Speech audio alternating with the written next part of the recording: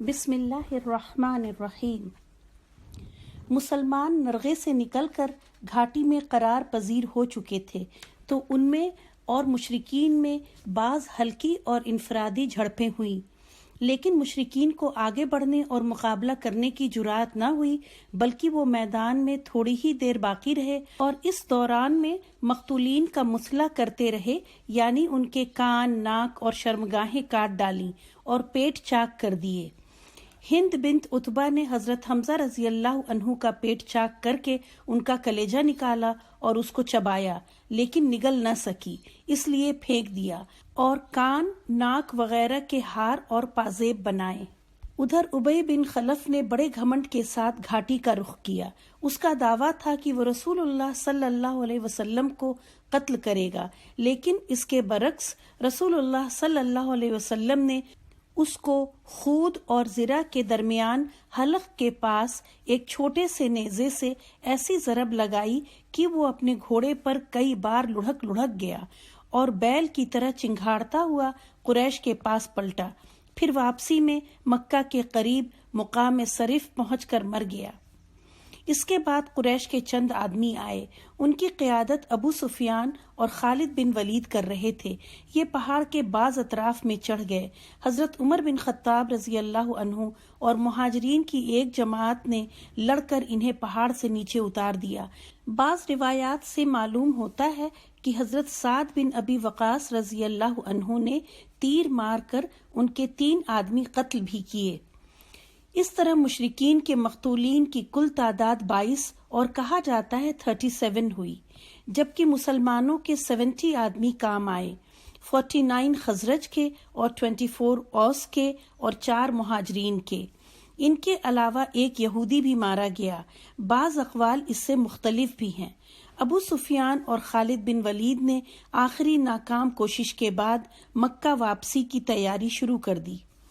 ادھر رسول اللہ صلی اللہ علیہ وسلم جب گھاٹی کے اندر مطمئن ہو چکے تو حضرت علی رضی اللہ عنہ مہراس سے، جو احد کے اندر ایک چشمہ ہے، پانی لے آئے اور آپ صلی اللہ علیہ وسلم کو پینے کے لیے پیش کیا۔ آپ نے قدرے ناگوار بو محسوس کی، اس لیے پیا تو نہیں، البتہ اس سے چہرہ دھویا اور سر پر بھی ڈال لیا، مگر اس کے سبب زخم سے خون بہنے لگا جو تھم نہیں رہا تھا۔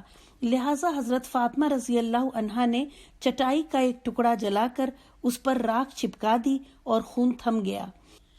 پھر محمد بن مسلمہ رضی اللہ عنہ خوش ذائقہ پانی لے آئے، جسے آپ صلی اللہ علیہ وسلم نے پیا اور انہیں دعائے خیر دی۔ زخم کے سبب ظہر کی نماز آپ صلی اللہ علیہ وسلم نے بیٹھ کر پڑھی اور صحابہ رضی اللہ عنہم نے بھی آپ کے پیچھے بیٹھ کر ہی نماز ادا کی۔ اسی اثنا میں انصار و مہاجرین کی کچھ عورتیں بھی آ پہنچیں، جن میں حضرت عائشہ، ام سلیم اور ام سلیت رضی اللہ عنہ تھیں۔ یہ پانی سے مشکیزیں بھرتی اور زخمیوں کو پلاتی تھیں۔ جب مشرکین واپسی کے لیے پورے طور پر تیار ہو چکے تو ابو سفیان جبل احد پر نمودار ہوا اور بآواز بلند بولا، کیا تم میں محمد ہیں صلی اللہ علیہ وسلم؟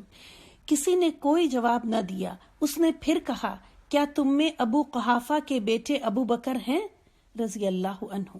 کسی نے کوئی جواب نہ دیا۔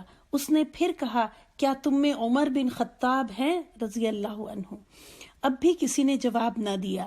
انہیں نبی صلی اللہ علیہ وسلم نے جواب دینے سے منع کر رکھا تھا۔ اب ابو سفیان نے کہا، اچھا چلو، ان تینوں سے تو فرصت ہوئی۔ یہ سن کر عمر رضی اللہ عنہ بے قابو ہو گئے، بولے، او اللہ کے دشمن، جن کا تو نے نام لیا ہے وہ سب زندہ ہیں اور ابھی اللہ نے تیری رسوائی کا سامان باقی رکھا ہے۔ ابو سفیان نے کہا، تمہارے مقتولین کا مسئلہ ہوا ہے، یعنی ناک کان کاٹے گئے ہیں۔ میں نے نہ اس کا حکم دیا تھا نہ برا منایا ہے۔ پھر اس نے نعرہ لگایا، اعلو حبل، حبل بلند ہو۔ نبی صلی اللہ علیہ وسلم نے صحابہ کو جواب سکھایا تو انہوں نے کہا، اللہ اعلی و اجل، اللہ اعلی و برتر ہے۔ ابو سفیان نے پھر نعرہ لگایا، لنا العزى ولا عزى لکم، ہمارے لیے عزہ ہے اور تمہارے لیے عزہ نہیں۔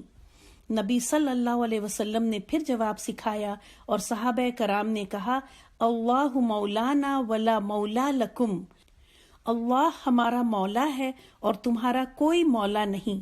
اس کے بعد ابو سفیان نے کہا کتنا اچھا کارنامہ رہا، آج کا دن جنگ بدر کے دن کا بدلہ ہے اور لڑائی ڈول ہے۔ حضرت عمر رضی اللہ عنہ نے کہا برابر نہیں، ہمارے مقتولین جنت میں ہیں اور تمہارے مقتولین جہنم میں۔ ابو سفیان نے کہا تم لوگ یہی سمجھتے ہو، لیکن اگر ایسا ہوا تو ہم ناکام و نامراد رہے۔ پھر ابو سفیان نے حضرت عمر رضی اللہ عنہ کو بلایا اور کہا عمر، میں اللہ کا واسطہ دے کر پوچھتا ہوں، کیا ہم نے محمد کو قتل کر دیا ہے صلی اللہ علیہ وسلم؟ حضرت عمر رضی اللہ عنہ نے کہا واللہ نہیں، وہ اس وقت تمہاری باتیں سن رہے ہیں۔ ابو سفیان نے کہا تم میرے نزدیک ابن قمیہ سے زیادہ سچے اور راست باز ہو۔ اس کے بعد ابو سفیان نے پکار کر کہا آئندہ سال بدر میں پھر لڑنے کا وعدہ ہے۔ رسول اللہ صلی اللہ علیہ وسلم نے ایک صحابی سے فرمایا کہہ دو ٹھیک ہے، اب یہ بات ہمارے اور تمہارے درمیان طے رہی۔ اس کے بعد ابو سفیان واپس چلا گیا اور مشرکین کے لشکر نے کوچ کا آغاز کر دیا۔ وہ اونٹوں پر سوار تھے اور گھوڑوں کو پہلو میں کر رکھا تھا۔ اس کے معنی یہ تھے کہ ان کا ارادہ مکہ کا ہے، اور یہ مسلمانوں پر محض اللہ کا فضل تھا، کیونکہ مشرکین اور مدینہ کے درمیان کوئی نہ تھا جو انہیں مدینہ میں داخل ہونے سے روکتا، لیکن اللہ تعالیٰ نے جو انسان اور اس کے دل کے درمیان حائل ہوتا ہے انہیں پھیر دیا۔ اس کے بعد مسلمان زخمیوں اور شہیدوں کی کھوج خبر لینے کے لیے میدان میں اتر آئے۔ بعض لوگوں نے بعض شہیدوں کو مدینہ منتقل کر دیا۔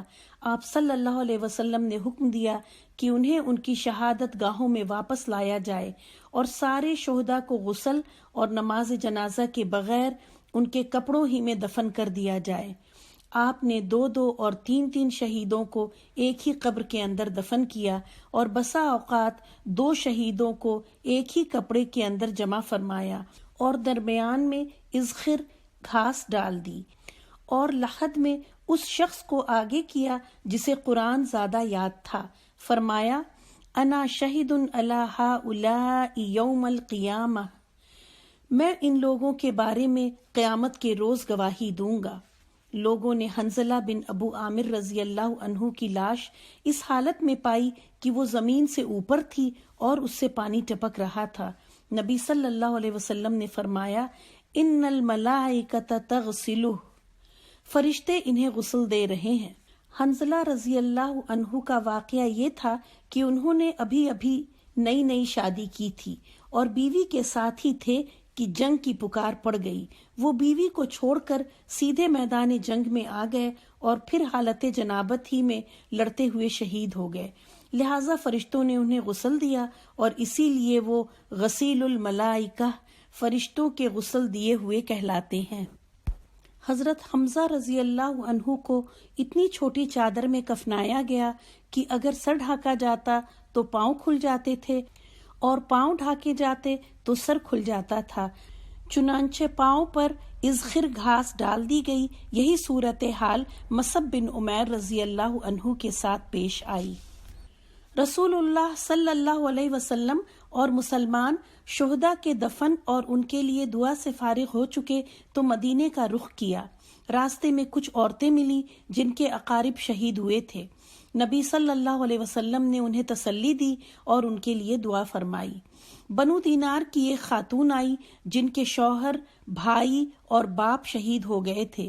جب انہیں ان لوگوں کی شہادت کی خبر دی گئی تو پوچھنے لگی کہ رسول اللہ صلی اللہ علیہ وسلم کا کیا ہوا؟ لوگوں نے کہا آپ بحمد اللہ جیسا تم چاہتی ہو ویسے ہی ہیں۔ خاتون نے کہا ذرا مجھے آپ کو دکھلا دو۔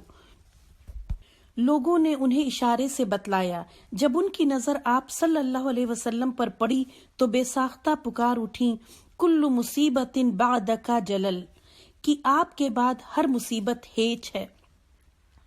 مدینہ پہنچ کر مسلمانوں نے ہنگامی حالت میں رات گزاری۔ زخم، تھکان اور غم و الم نے انہیں چور چور کر رکھا تھا۔ پھر بھی وہ مدینے کا پہرا دیتے رہے اور رسول اللہ صلی اللہ علیہ وسلم کی حفاظت پر متعین رہے۔ ادھر رسول اللہ صلی اللہ علیہ وسلم نے محسوس کیا کہ دشمن کی نقل و حرکت پر نظر رکھنا ضروری ہے، تاکہ اگر وہ مدینہ واپس آنے کی کوشش کرے تو اس سے کھلے میدان ہی میں 2 ہاتھ کیے جائیں۔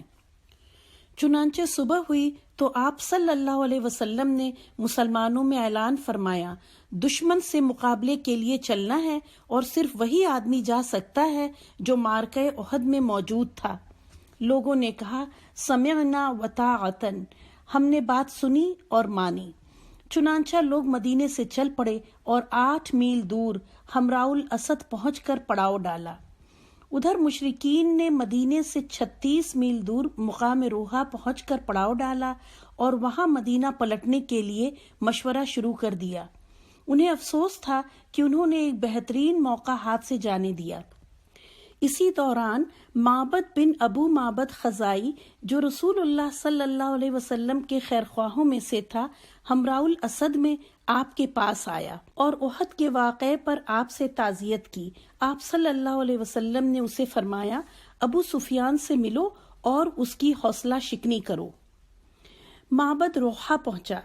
اس وقت مشرکین مدینہ واپسی کا فیصلہ کر چکے تھے۔ معبد نے انہیں بری طرح ڈرایا، کہا، محمد صلی اللہ علیہ وسلم ایسی جمعیت لے کر نکلے ہیں کہ میں نے کبھی ویسی جمعیت نہیں دیکھی۔ سارے لوگ تمہارے خلاف غصے سے کباب ہوئے جا رہے ہیں اور تم پر اس قدر بھڑکے ہوئے ہیں کہ میں نے اس کی مثال نہیں دیکھی۔ نیز میرا خیال ہے کہ تم کوچ کرنے سے پہلے اس لشکر کا ہر اول دستہ اس ٹیلے کے پیچھے سے نمودار ہوتا ہوا دیکھ لوگے۔ یہ سن کر مکی لشکر کے عزائم ڈھیلے پڑ گئے اور ان کے حوصلے ٹوٹ گئے۔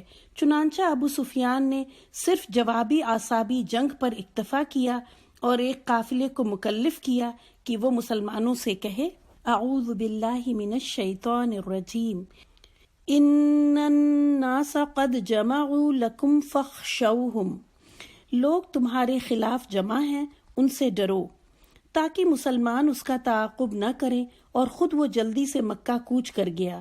جہاں تک مسلمانوں کا تعلق ہے تو یہ دھمکی ان پر کچھ اثر انداز نہ ہوئی، بلکہ فزادہم ایمانا وقالوا حسبنا اللہ ونعم الوکیل، اس نے ان کے ایمان کو اور بڑھا دیا اور انہوں نے کہا، اللہ ہمارے لیے کافی ہے اور بہترین کارساز ہے۔ فانقلبوا بنعمة من الله وفضل لم يمسسهم سوء واتبعوا رضوان الله والله ذو فضل عظیم، چنانچہ وہ اللہ کی نعمت اور فضل کے ساتھ پلٹے، انہیں کسی برائی نے نہ چھوا اور انہوں نے اللہ کی رضامندی کی پیروی کی، اور اللہ بڑے فضل والا ہے۔